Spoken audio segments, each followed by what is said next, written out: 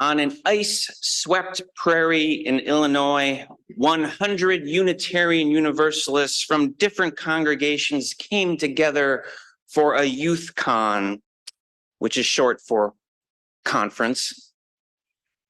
Friday evening through Sunday, 100 gathered youth cooked up worship. Adults prepared food. Two truths and a lie were played. 2 nights of attempted sleep on the hardness of a church basement floor. 100 Unitarian Universalists locked together in a church on the flat lines of a Chicago suburb. And I am their chaplain. What could go wrong? Well, one had a panic attack during a mass rush of youth in the atrium. She came into my office crying. I asked her why she thought that caused that reaction. She said it reminded her of the worst night of her life. What happened on the worst night of your life? I asked. She was raped. And now she gets these panic attacks triggered by commotions and unfamiliar people. I asked her if she was safe. She was. After a pause, I asked her about any spiritual practices that may have helped her when she gets these panic attacks. Her eyes opened up a bit more and tears began to stop. Slam poetry, she said. Being not too familiar with the genre, I asked her if she could share something with me, and she recited a 5-minute poem from memory. It was powerful and beautiful. She thanked me for my time and my wisdom, which was really hers. She went on her way, and as far as I know, she enjoyed the rest of the weekend without another panic attack. Sometimes our burdens are more than we can bear alone. Pastoral care is difficult to define, but if we are honest, we need it from time to time. It is not fixing someone's problems. It is not giving advice. It is not therapy, and it is not the caring circle. The caring circle, as many of you know, is a group of this congregation that will periodically help others in need, like rides, meals, helping, setting up for a memorial, for an example. The caring circle is all about the very real and tangible things that we can do for each other. While it is important, it is distinct from pastoral care. However, pastoral care can happen after you drop off the lasagna and talk on the porch about the child that died. Or during the ride to the doctor's office, you have a conversation about what is really ailing them. Pastoral care is emotional, spiritual, and community support. Though pastoral care came out of a tradition of Christian pastoral ministry symbolized by a shepherd guiding their flock, the way we use the term today is inclusive of all faiths and no faith. It is private guidance and counsel. It is care for the soul. For centuries, pastoral care has been the sole duty of clergy, leading funerals, caring for bereaved families, and visits to the hospital and shut-ins. In Roman Catholicism, pastoral care is associated with penance, absolution, and confession. But within our liberal religious tradition, pastoral care has broadened with a goal to strengthen a person's happiness and meaning and to enable spiritual growth. It used to be that the minister basically just preached sermons, officiated weddings, and met with parishioners in their homes. In fact, if you think about it, many old churches past 125 years didn't really have ministers' offices, things like that. And yes, before phones, your minister might just show up unannounced at your house.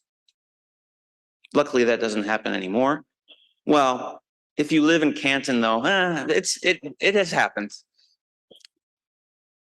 Pastoral care used to be the minister's job, period. In fact, still today in UU ministerial contracts, it clearly spells out that the minister is in charge of worship and pastoral care. But ministers nowadays have staff to manage, volunteers to orchestrate, social justice causes to campaign for, leaders to train, committee meetings to attend, jazz and coffee nights to play bass in, which is this Friday. Shared ministry is very big in our tradition and in this congregation.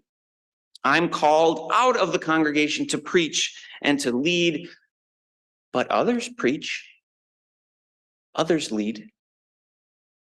Leadership here is shared. Worship and preaching here is shared. Pastoral care is also shared.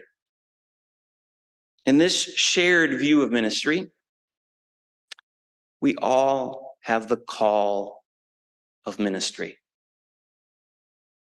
which is to serve each other and the world. Our calls may vary, but we are one in this calling to give back, to participate, and to create meaning together. One of the things I'm most proud of in my ministry here with all of you is the forming of a pastoral care team. It is made up of congregants who I've chosen because of their caring personalities and backgrounds. The current team consists of Sarah Hutchinson, Leo Berger, Pete Wyckoff, Helen Hutchinson, Judy Cohen, and Valerie Ingram. They have been trained in the art of listening. We have done role playing, and training is really an ongoing process. Right now, we're reading some chapters out of a book.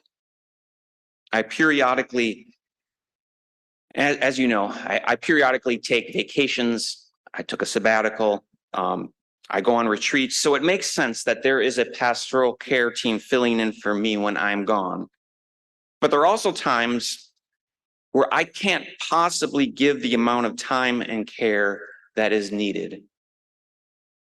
Another reason we have a team, I might not be the right person to give pastoral care to a person. That is why we have a diverse group of people for you to call on. Pastoral care is the manifestation of compassion and care of our community. And the pastoral care team and myself are here for you, so please call on us, email us. Maybe it's something that's keeping you up at night and you can't sleep. Just don't call us then in the middle of the night. But something may be on your mind and you just need to talk to someone one-to-one confidentially. Sometimes it is a health issue, the death of someone you loved. Sometimes you are struggling and you're just not sure what exactly is wrong. Pastoral care is a chance to let go of the burden, or at least redistribute the weight and gain some perspective. I asked a colleague of mine, the Reverend Dr. Roger Jones, who serves our UU congregation in Sacramento, California, if he knew of any metaphors for pastoral care that do not involve sheep. He couldn't come up with any, but he said, he gave his definition of pastoral care, which I think is wise. Pastoral care is compassionate companioning. Pastoral care is listening and looking and then reflecting back the inner strength we are bearing witness to. Pastoral care is being with. One youth had just learned at this youth con that his best friend had committed suicide, raw with emotion and noticeably grieving. I listened when he felt like talking, and I was able to be a presence to him. A presence to him when he did not feel like talking at all. I walked with him around the church grounds and checked on him several times throughout the weekend. Pastoral care is being with. A reminder that we are not alone. It is showing the face of God or the collective care and love of a community. A pastoral care provider can be a partner in sorting out what's important when you have a tough decision to make. Anyone with training and support can be a source of that care. Of course, there are times when pastoral care means truth-telling, urging, correcting, kind of pulling someone a little bit in when someone has been abusive or hurtful. So there can be a need for discernment and real courage. We can provide pastoral care to people that we prefer not to be around at all. I mean, maybe those with harsh religious and political views. I can tell you one story. As a chaplain at an elderly care facility, this was back in Wisconsin, I encountered this man who had a huge cross around his neck. And I asked him about his cross and his faith, and he told me he prayed a lot. And I asked him what he prayed for, and he said, I pray that Governor Scott Walker will bust up the teacher unions so low-income inner city kids can get better teachers. At the time, my wife was an inner city public school teacher. I put that aside. I put that ouch aside and asked him why inner city education is important to him. So pastoral care takes basic listening skills and empathy. It doesn't necessarily mean you have specialized theological training. Pastoral care, in its simplest form, is being present, being mindful, being aware, noticing the nervous tap of the foot, being present to someone in need. A practitioner of pastoral care needs care themselves, self-care, and spiritual practices to enable them to be in the moment. Beyond my ministry and beyond the trained lay pastoral care team, each of us has the opportunity to be present to each other in all the interactions we have. And there is no greater gift than the gift of your presence. Now, here's some practical advice. When someone tells you some traumatic experience they are going through, please don't say, "That's nothing. You should see what I'm going through." It can be as simple as, "Wow, that's huge. It sounds like you are going through a lot." One of the most emotional healing things we can do and experience is to know that whatever we are feeling is justified and real. You went to an interview for a job and it went great. You thought you had it, but you didn't get it. You have trouble sleeping that night. The next day you feel like a failure. The day after that, depression starts steeping in. You tell this to someone and they say, you have every right to feel that way. It is perfectly normal to have feelings like that. Telling your story and having someone acknowledge it is pastoral care. Being heard is healing. Earlier, I spoke about the young woman who had the panic attack. I didn't prescribe anything to her. I asked her what her practices were in the past. I led her back to her own wisdom and her next turn on the journey.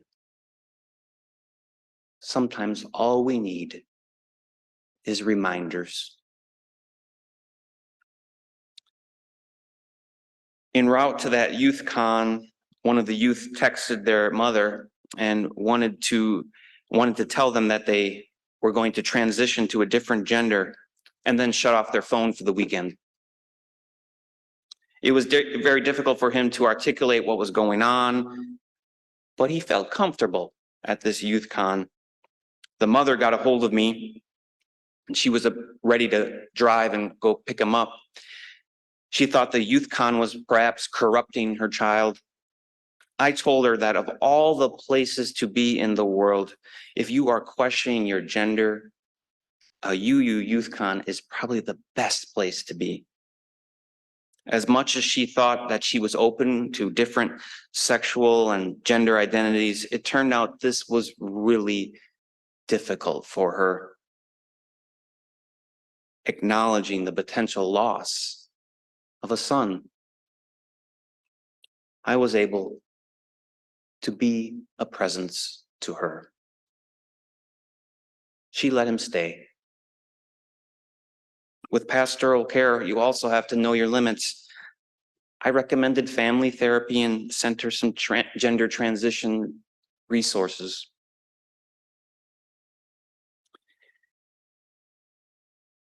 In a solid blue state, New York of the Midwest, surrounded by flat fields of corn, 100 UUs gathered over a weekend. A few went astray, but through the steep waves of love, pain was acknowledged, spirit was explored, burden was embraced and balanced, and laughter came back again out of startled mouths. So may it be, and amen.